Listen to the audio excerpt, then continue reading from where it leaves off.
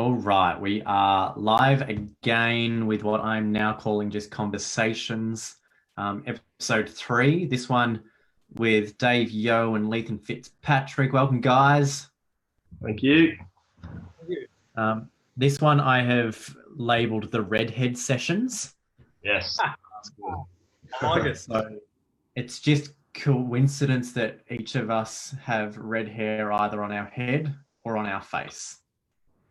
I feel like the odd one out. Don't have any facial hair today, so Yeah, but you can at least grow hair on your head. that's right. Take whatever you can get.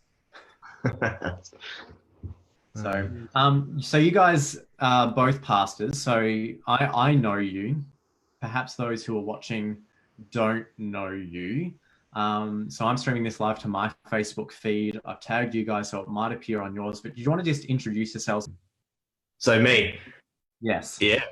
Hey guys, I'm Leathan, otherwise known as, and pastoring right up in the South Burnett region of rural Queensland. And the best way of describing that would be 3 hours northwest of Brisbane. And I look after 4 congregations up here of varying sizes. Some are smaller, some are sort of more medium sized. And it's basically just a primary producing agricultural area is where I'm at. So been here for my 2nd year now, so it's going good. What are the distances between your churches there, Letho? So the closest two are about 20 minutes.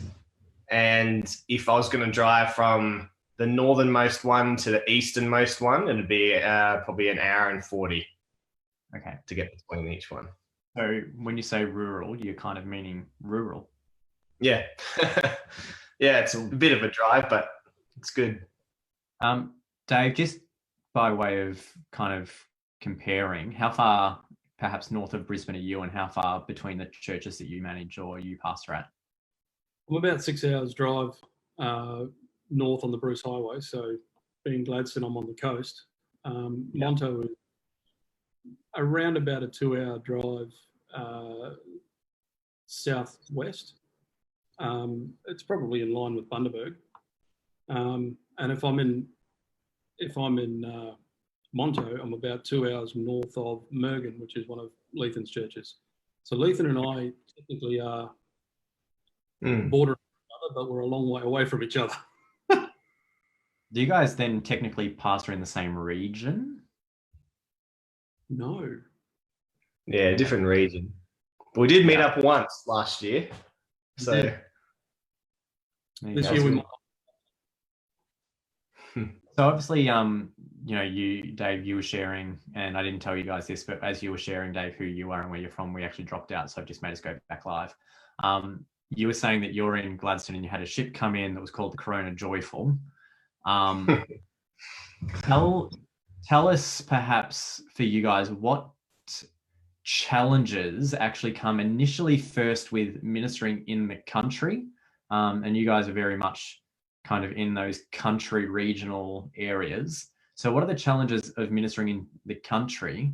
And then perhaps we'll transition into the specific challenges of ministering in the country when coronavirus hits. Yeah, country people are still very connected people. And something that I really do like about them is they know what's going on. If you want to know what's going on in the town of Monto, you only have to talk to 2 or 3 people and you know what's going on in the town of Monto. It's a small place. Like I said, it's only about 2,000 odd people. They often refer to it locally as the retirement village.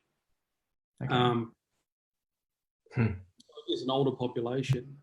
It used to be quite a hub of dairy, but it's 20 odd years ago, the butter factory shut down and the decline of Monto has occurred.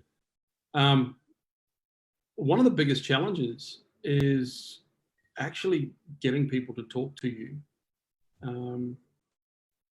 because you're an outsider. How long do you have to be there before you're considered an insider? That's a really good question. I've really only just started to be considered that, and I was stopped at the store, and they said, "Oh, we're only selling to locals."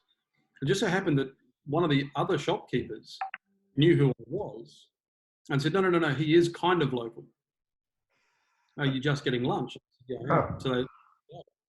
So I thought it was really interesting. So I'm kind of local. I don't live in the town, but I'm known well enough. Yeah. So the only way to do that is to be present, So to is physically turn local up. living in the town, or is local working in the town? Well, the problem with the region is Monto is the shopping hub for most of the farmers who live out, well, halfway to Mergen, basically. So you can go down to Ban Springs, and you've only got Monto and Dango that are your two closer or larger shops. So you do have people that will travel up to 3 to 4 hours just to come into Monto to do their once a month or once every 3 month major shop, and they often, they'll just bring in the order and then come pick it up. Yeah. I think we're all kind of moving into that, probably, for lack of a better term, the 1950s way of life, where you do just call up the local grocer or the local supermarket and say, "Hey, it's John from Smith Street. If I come in at 2:00, can you have my eggs and milk ready?" Yeah. We had that this morning. We actually tried to mix our exercise and our shopping together, so we only had to go out once. So we just walked to the local shop and walked home with our goodie bag. Yeah. How efficient. Yeah. Nothing is not efficient. Letha, what about you? The challenges of ministering in the country? Because I know you started in Caboolture, which is kind of Brisbane-esque. So North Brisbane. Yeah. You've had that city type of ministry into that country ministry as well. What's been some of the challenges in transitioning, but also now ministering in that coronavirus scenario where you've got that 1.75 hour drive between churches? Yeah, so putting coronavirus aside just for a second, I think a lot of people might have forgotten that we're still dealing with the onset of drought. So not very long ago, everything was basically dead. We had fires going everywhere. Things are green now, but we are still dealing with the fallout, and being a primary producing area, that's still very much in people's minds, yet alone having this coronavirus on top. One of the big things I've found about here is the lack of services that are here. So in the city, you've got everything you need basically. But out here, we've just been knocked back constantly for mental health. And our region is the worst in Queensland for youth suicide. Oh, wow. So those are major issues at the schools that I go and visit from time to time. Working with the chaplains there, it's just like she's telling me about all the things that have happened. And it's such a major challenge because it's just a different mindset to basically where I was before on the coast. But I like what Dave was saying before about how everyone seems to be way more interconnected. So everyone in the town, so that if you've been here for a while, knows everybody. They're interconnected. They'll say, "Oh, go see this person down here and tell them I sent you," sort of thing, where you never got any of that coming from Brisbane. So there's like some good pluses and I'd say just different challenges, I guess, from what the city is used to. Yeah. Just on the challenge with, say, drought and youth suicide, is there any research as to, is that suicide around drought issues, or is there a whole range of other stuff that comes into that as a major contributing factor as well? Well, I've heard stories about some young people who've taken their lives just so that their family could afford to feed the family. Oh, wow. But I think generally it's a different issue, but drought could contribute towards it. Yeah. So as a primary producing area, drought's a huge contributing factor to everyday life. The negatives. So I think from what I've heard, that they couldn't plant a crop last season. I could be wrong with that. But now coming through, we've got all the rain, everything's green. But when it comes to winter and everything sort of goes away, there's not going to be that thing to, keep it going. What I don't know how to explain it. What's the crop that is the bread and butter up there? So Kingaroy is known for its peanuts. And then the rest of it, Australia? Or? Some of it's forestry, some of it's just cattle, wineries, that sort of thing. Pretty widespread. Just stuff that needs water. Yeah. Okay. That's it. So we got down to, I think it was like 3% in our dam last year. Right. So I think we're back up to about 20, but that's not going to last forever. No. See, my region is far more coastal, and it doesn't have the drought impact the same way. I drive through a place called the Boyne Valley, which borders on the north edge of Awonga Dam, which is still at about 80% capacity. Recently, we've had enough rain to make the Boyne River flow again, which is, quite exciting for a lot of the farmers. Yet I do have the odd farmer here and there that talks about a green drought. They've got grass, but they don't have water. Yeah. And because I don't have a lot of the other crops that Leathan has in his region, the farmers will just shift their cows around on everybody's paddocks at those times as they're all fed. So they deal with it that way. And I've got a number of farmers in the Boyne that just simply, they just irrigate, and they irrigate. It's an interesting concept, Dave, around the sharing resources. So shifting your cattle onto someone else's property and sharing the grass. I'm just thinking, we're all pastors, something biblically that's really utilizing that Acts 2 model of they all did everything together and no one went wanting. There's a huge, I think, lesson there for the church around what real community looks like, especially in times of crisis. These guys don't see it as just at times of crisis. This is a functional reality of working and farming in this area. Yeah. If you're not prepared to do it, you won't survive. End of story. Yeah. And they all say that. They all say that this is not a phenomenon based on this drought. This is a phenomenon based on the region in which we live and work in. Yeah. This is, generations of farming experience. Yeah. This is central Queensland, and if you're not prepared to do it, get lost. Yeah. And it is kind of brutal, because there are some farmers that are new out here, and the guys will all, they're there ready to pitch in, but often they meet resistance because someone wants to do it on their own and all that sort of nonsense, and they go, oh, well, he's going to learn the hard way. Yeah, he's either going to go back or come and ask for help. Simple as that. And they just know it's going to happen. So there's a real pragmatism. Yeah.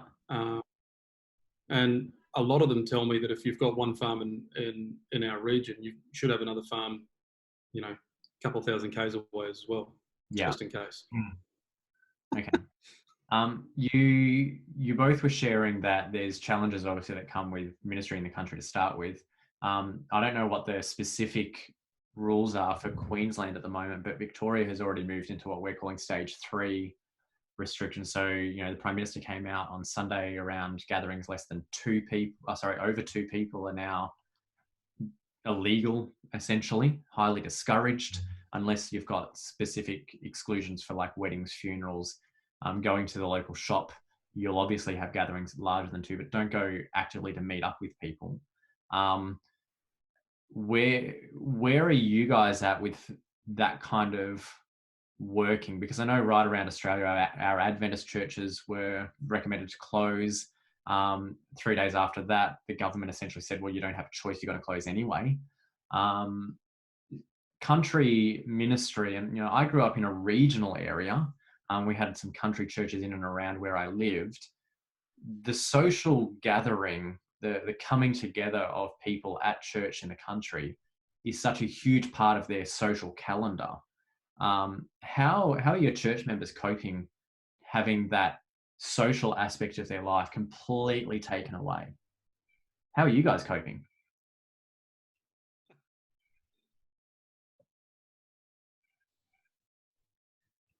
You go, Letho. There we go. Sorry, my internet just dropped and you're both frozen. Yeah, look, it's hard to know, Josh, because it's only the second week that we haven't been able to meet together. So I think we're at the beginning of the stages of everything like going like that. But I think, look, I think people are going to miss meeting together for sure.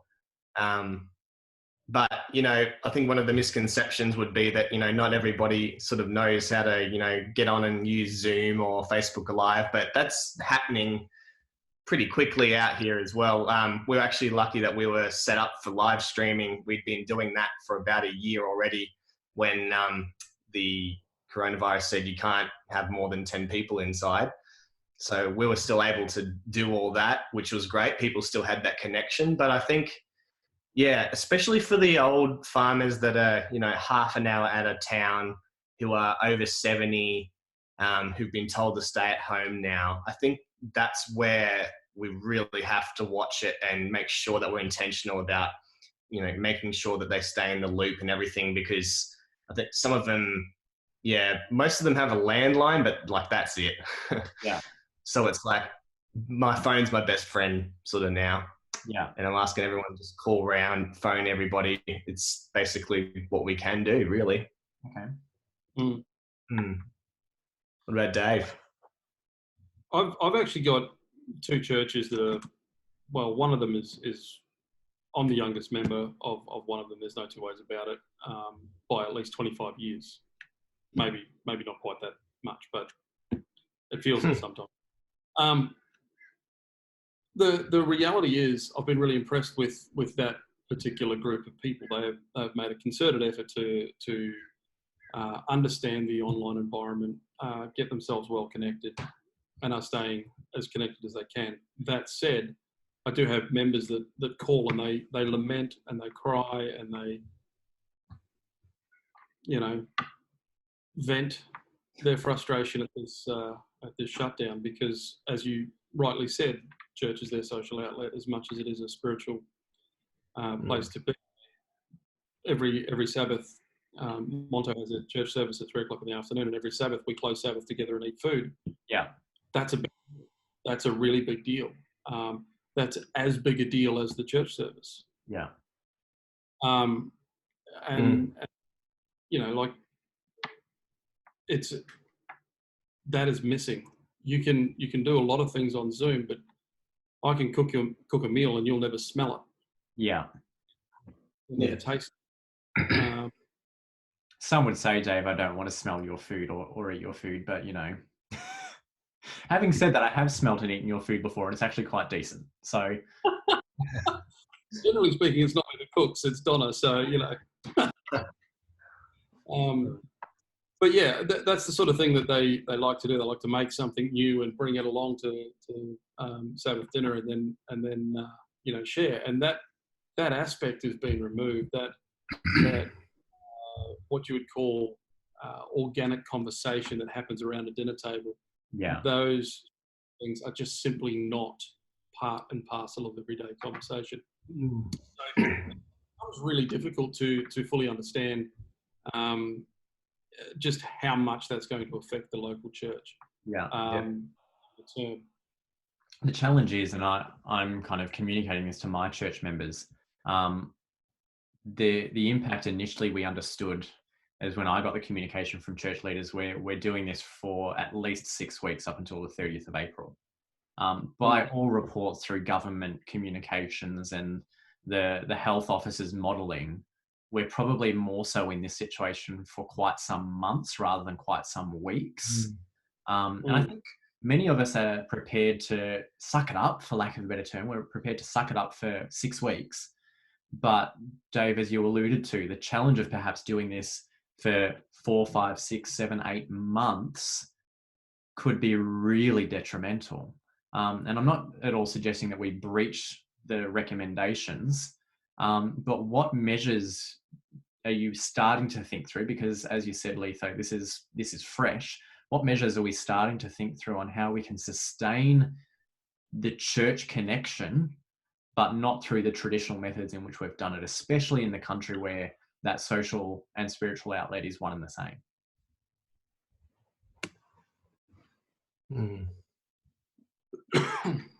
One of the things that I've been talking with some of my younger people in particular, and also talking with some of the older ones, is actually working out ways.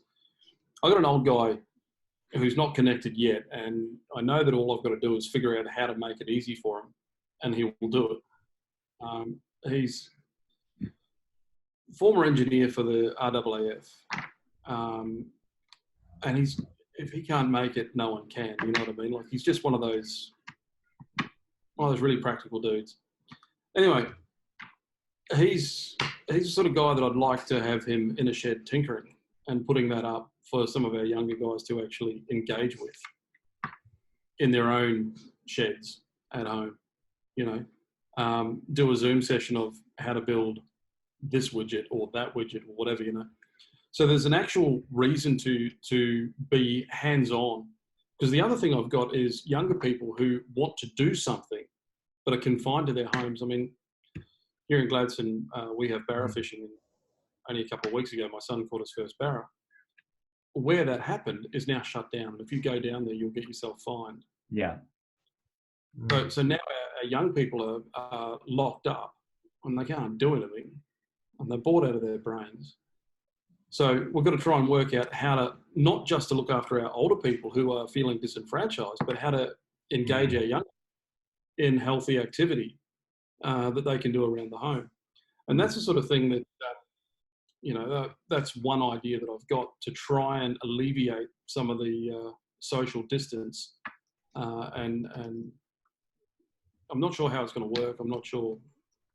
It's still idea. Yeah.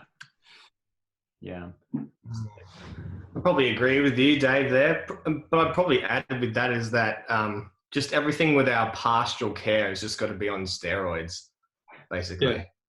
You know, like, there's just got to be a lot more of like intentional connecting, which is interesting that this is making us think about that. It takes a crisis for us to think, you know, like, what are we actually doing as far as on that front? Because people are sort of generally connected really well, but then, you know, for those who can't get on Zoom and on the internet, Yeah. you know, and young and old too. Like, it's not just people out there. But I think everything is just going to be way more intentional with. Dave, it's interesting. We were chatting before we started recording. You're in the country, regionally speaking. I'm in Melbourne, yet your internet is at least 30 times better than mine. And that's the reason we're currently recording rather than going live, because my internet is so bad, I can't use bandwidth to have a call and also upload it at the same time.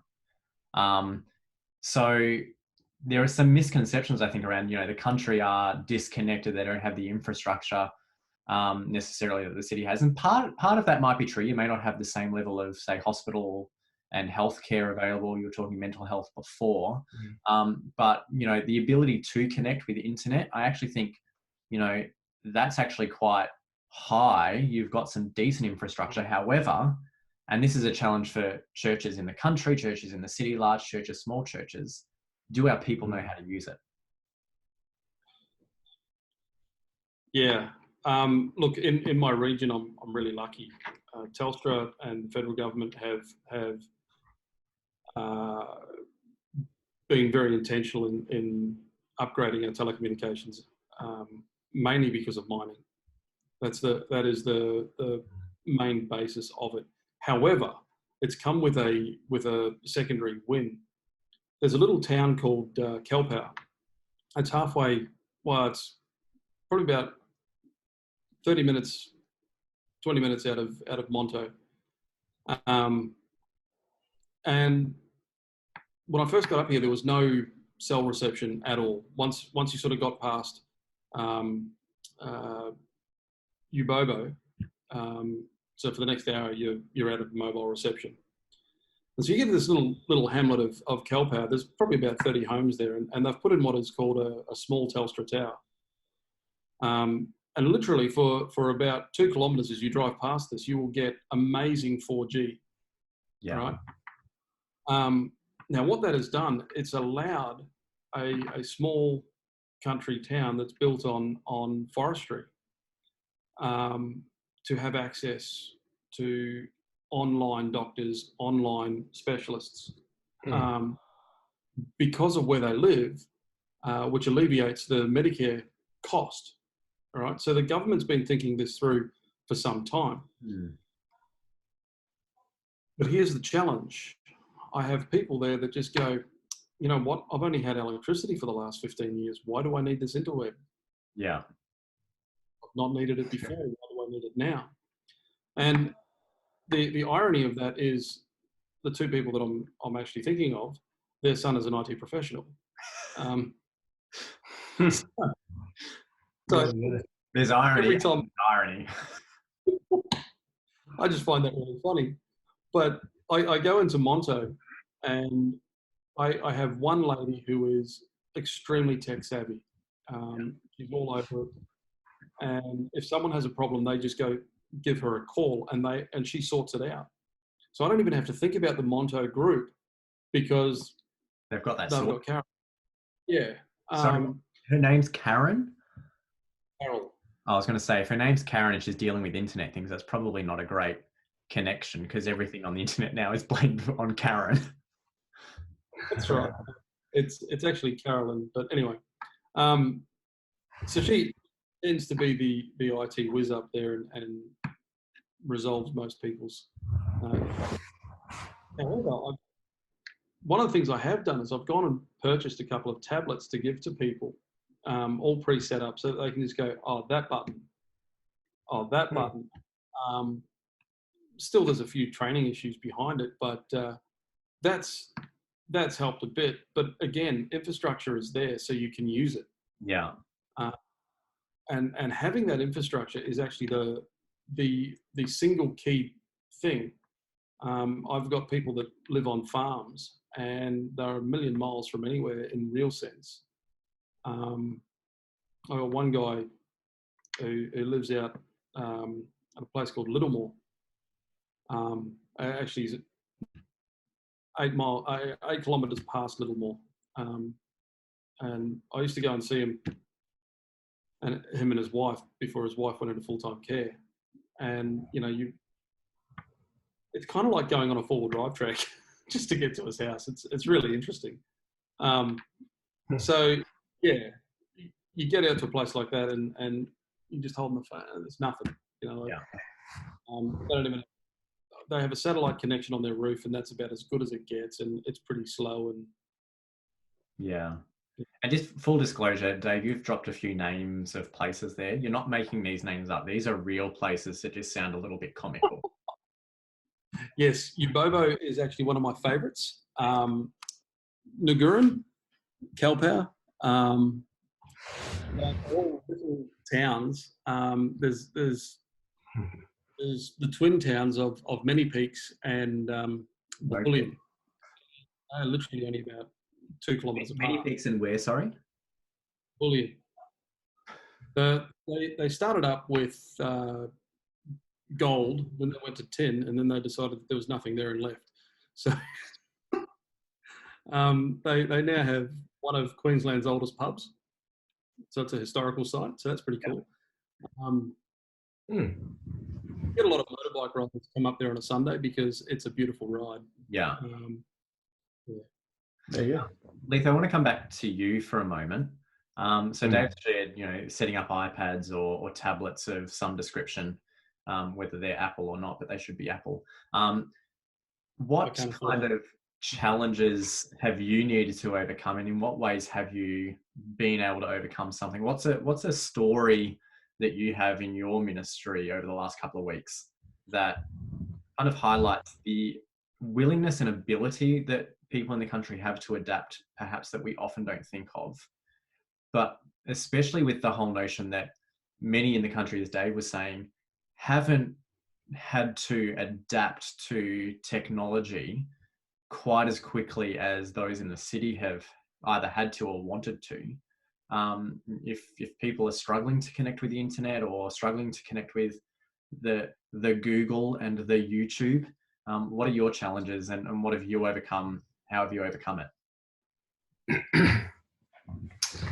Yeah, interesting question. I don't know what more I can really add on top of what I've already done, but I've sort of just been really surprised with how well our elderly have actually picked up sort of all this online on the line presence. Like some of the older fellas have actually, I haven't need to help at all. They've just picked it up, gone in, they're on time with all the scheduled things, they're in there. The hard parts, I guess, if you've got a problem with like, you know, getting your audio in there. Yeah. Because you can actually go around, help them figure out what problem's going on. It's all a bit hairy like that. But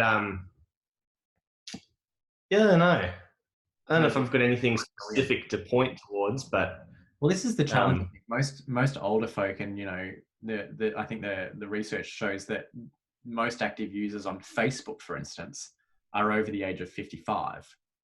So, you know, our parents and our grandparents are active on a social kind of media type thing. So Facebook's fairly intuitive, but you still have to learn it. So it shows that, you know, older folk, who we often think the country's full of old people, but it's not. You've got younger people there as well.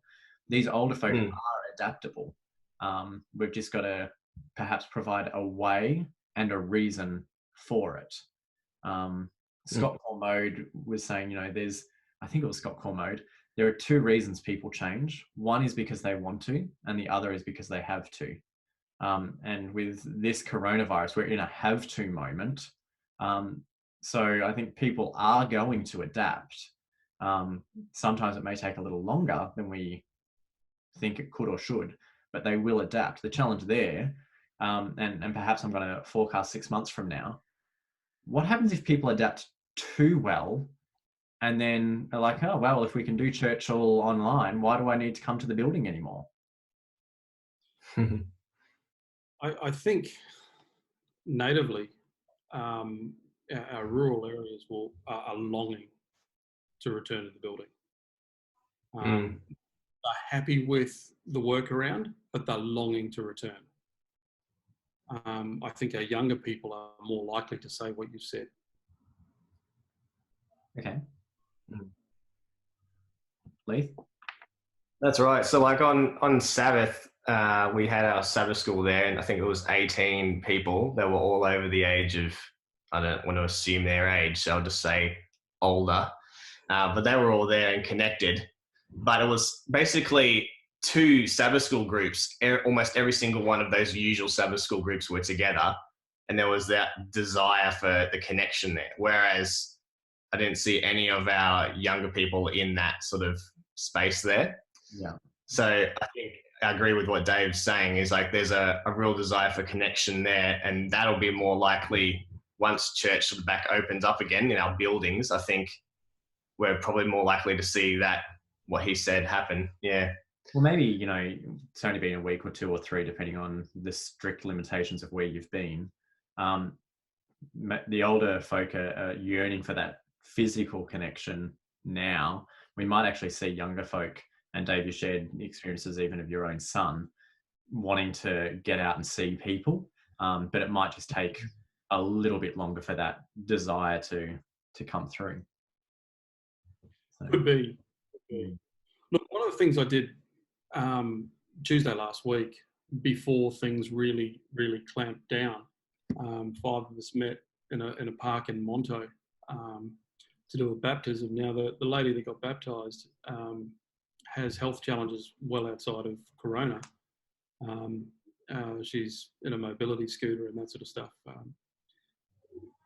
So it was much more like a profession of faith. It was a dry baptism. Her desire had been quite strong to try and get herself to a position where she could get baptised, and we had arranged to do this in Rockhampton, where they actually have a proper set of stairs with in-ground concrete font, just to make things safe and stable and all that sort of stuff.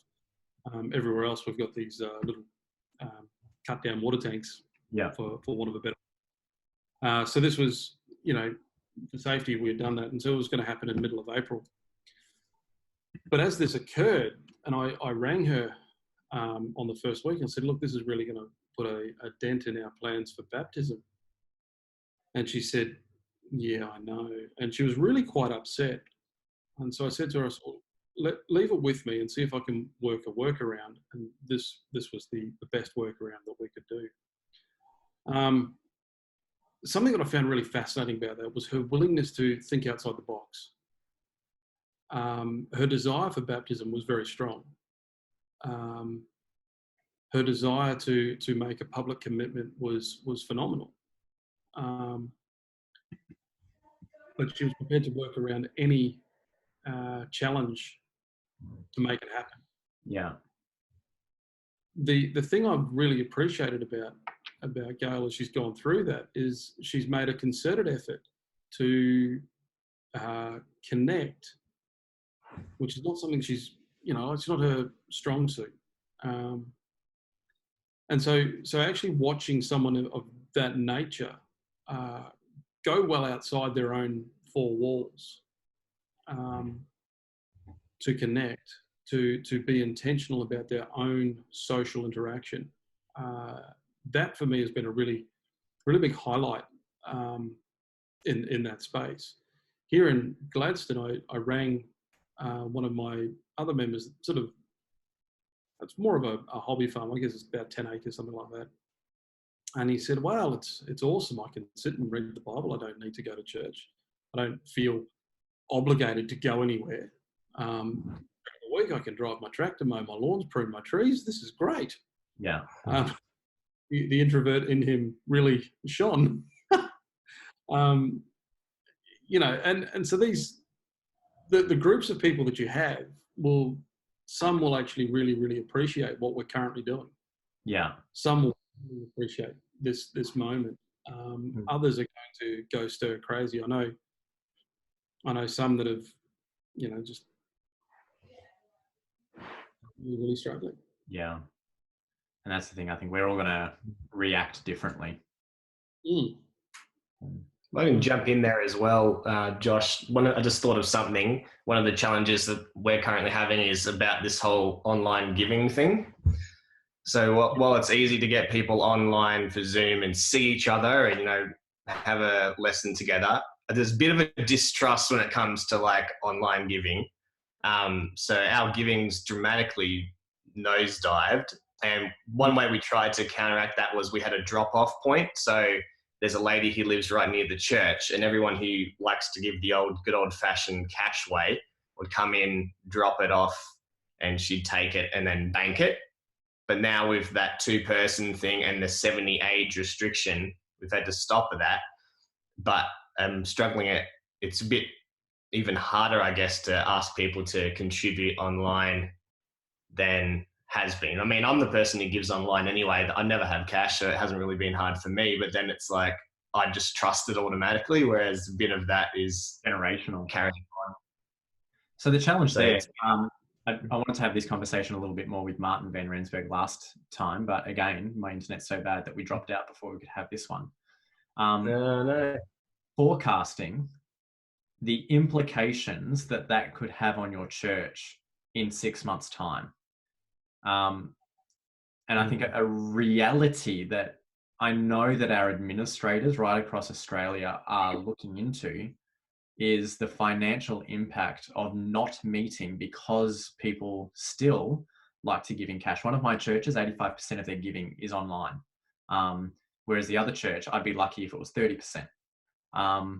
So is it possible, and feel free to answer, feel free not to, is it possible that if we're in this situation for 6 months, that Letho, you're going back to 2 churches rather than 4 because your other 2 churches haven't been able to financially see themselves through not meeting physically? And how are we prepared for the fallout of that kind of scenario? Dave, you've got I'm unsure. Finance, don't you? That's right. Dave, your background, how would you perhaps think through that or respond to that? Look, the reality is my two churches have reserves that will be enough to keep their building open. Nothing more. Yeah. The implication of not giving at the moment is far more what I would say your tithe is going to be the big one. Yep. So we have that's the big one. Yeah. Is there enough tithe income to? Is there enough tithe to employ the pastors that we can? The challenge is, we're in a situation where people are losing their jobs. We're headed for a massive kind of recession that's being compared to the depression of the 1930s. Interestingly, statistically, our current tithing figure, percentage-wise, is less than what it was per capita during the Great Depression. So we know that, we're heading for a recession or a depression. People are going to have less and less money. So the implications are not just perhaps for the next 6 months, but even the recession that most of the rest of the world had in 2008, 2009, that we in Australia were lucky to kind of avoid the same implications. They're saying that they took up to 10 years to bounce back from that. And as soon as they've bounced back, here we are with coronavirus, which could be even more devastating. So from an economical point of view, or an economic point of view, there's a couple of things that are happening. We are looking at a global problem that is not based on what you call bank equity. So the global financial crisis was banks ran out of money through pretty much dodgy lending practices, if you're very simplistic with it. So this is a completely different thing. It's not a liquidity crisis of our banks. Our banks are quite stable and quite strong, and they can take a small hit in terms of lending criteria and all that sort of stuff. So you're already seeing the Commonwealth, National, and Westpac and ANZ actually give loan, for want of a better term, holidays or breaks. What they are doing is charging interest on that and then capitalising it at the end of the break, which, depending on who you talk to, depends on how good or bad that really is. You remember the old saying, you put 4 economists in a room and you've got 20 different opinions.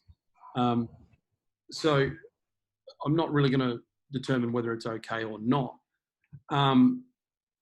The next part of that is every government is doing something to some degree, like ScoMo is here with trying to stop people from starving.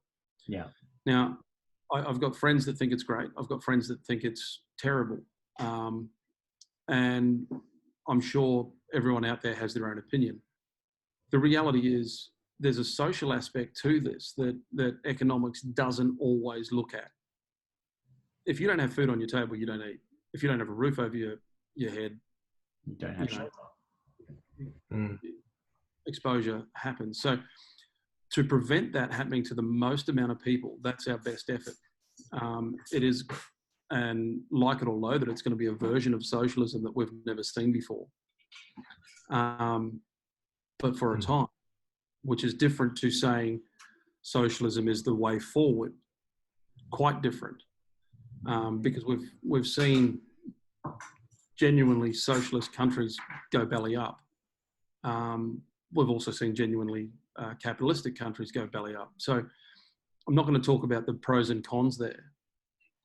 The truth of the matter is, from a pragmatic point of view for the church, the best thing we can do is reduce wages, and that hurts.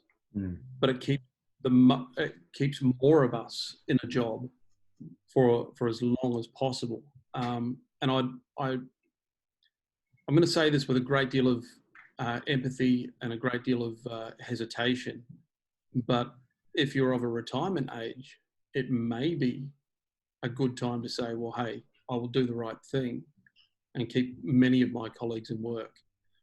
You may not get to it. I'm not going to make any judgment calls if you don't. Like, that's not the point of the comment. but you understand where I'm coming from. So here's the challenge there. I understand what you're saying.